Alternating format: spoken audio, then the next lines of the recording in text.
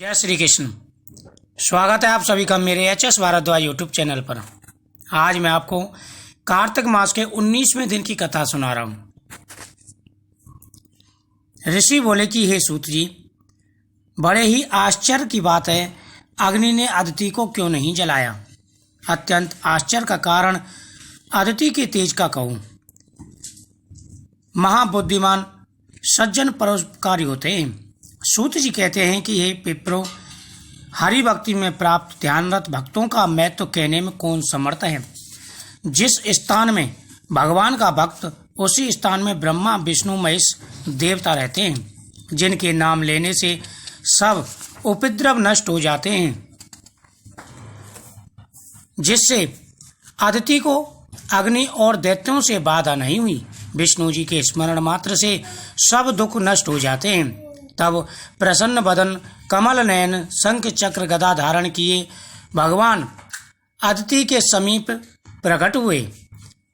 यानी जहाँ पर भगवान विष्णु के भक्त रहते हैं, जहाँ पर जो भक्त भगवान विष्णु का गुणगान करता है, उस जगह पर कैसे उपद्रव आ सकते हैं, वहाँ पर किस प्रकार के दुख हो सकते हैं। इसी वजह से ना तो राक्षसों के द्वारा, ना ही अग्नि के द्वारा अदिति का अहित हुआ। अदिति की तपस्या से प्रसन्न होकर के भगवान प्रसन्न हुए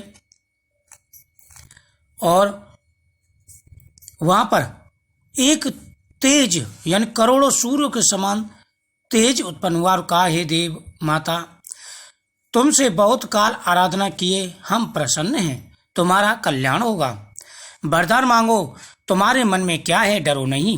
हे माँ भागे, निश्चित ही कल्याण होगा।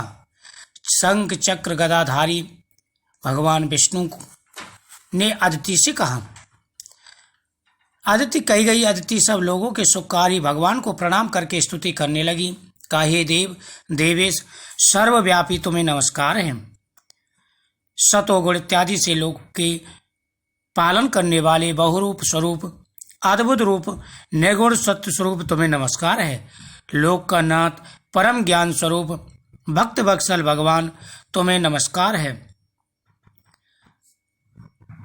दया के समुद्र शांत लोगों को अपने साथ रखते हैं और अंग रहित और संग सभी को जो है कल्याण करने वाले हैं। मैं तुम्हारी वंदना करती हूँ, जिनके पांव की सेवा करके भक्त परम पद को प्राप्त कर लेते हैं। हे प्रभु, तुम्हें नमस्कार है, जिनकी माया रूपी पास में बधे ब्रह्मादि देव का आज भी बड़े भाव को नहीं जानते।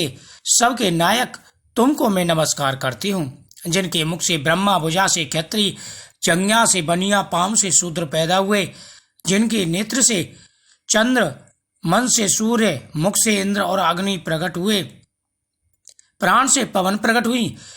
इंद्र, पवन, चंद्र, रुद्र, यमराज, अग्नि, कुबेर, वरुण, सूर्य आप ही हो। सभी के पालन करता तुम्हें नमस्कार है।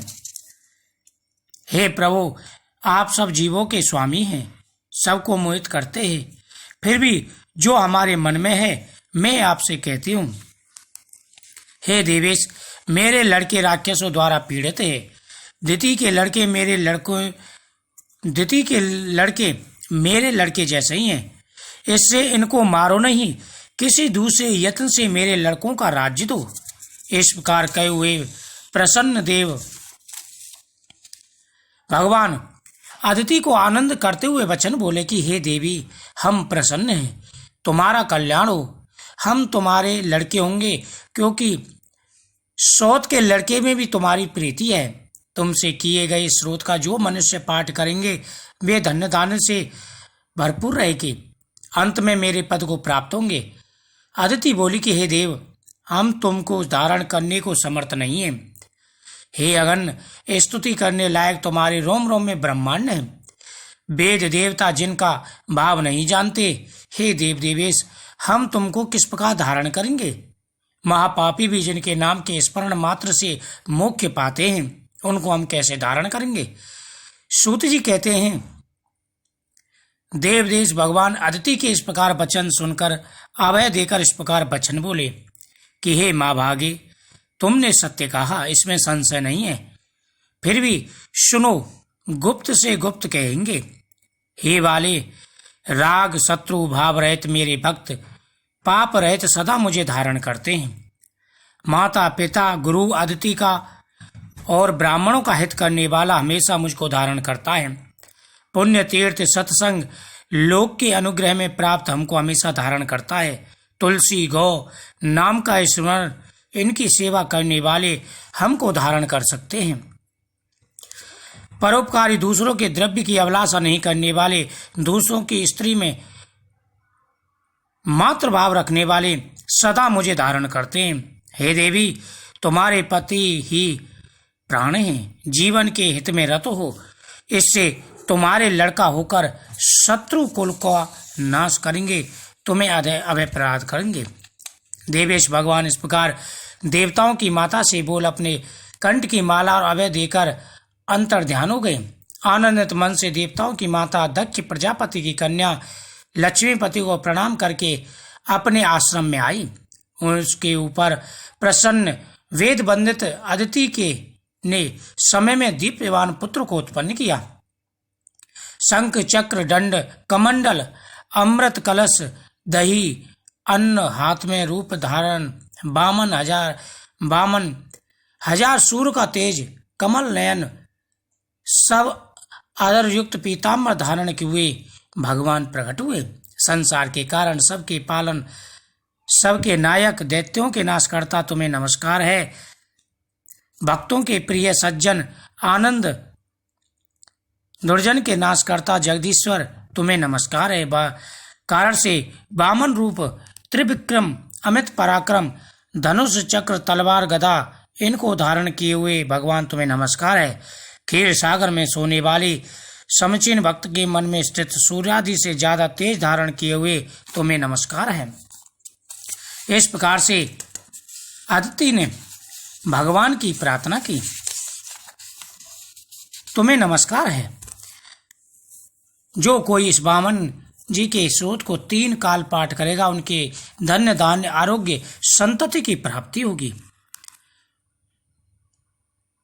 महाराज इस प्रकार कश्यप जी का वचन सुनकर हंसते हुए बोले, पिताजी हम प्रसन्न हैं, तुम्हारा कल्याण हो, थोड़े काल में तुम्हारे मनोरथ सिद्ध करेंगे। हमने 2 बार तुम्हें यहाँ जन्म लिया, फिर भी लेंगे। इस प्रकार बोल के भगवान भाव को प्राप्त हुए। इतने में बलि नाम दैत्य ने यज्ञ प्रारंभ किया। शुक्राचार्य नाम गुरु और मुनिगणों से युक्त उस यज्ञ में लक्ष्मी सहित विष्णु जी बुलाए गए।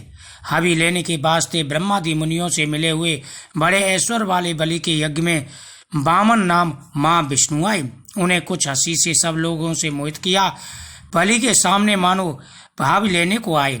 अच्छा खराब जड़ पंडित जो कोई भक्त वहां भगवान रहते हैं, वामन जी को देख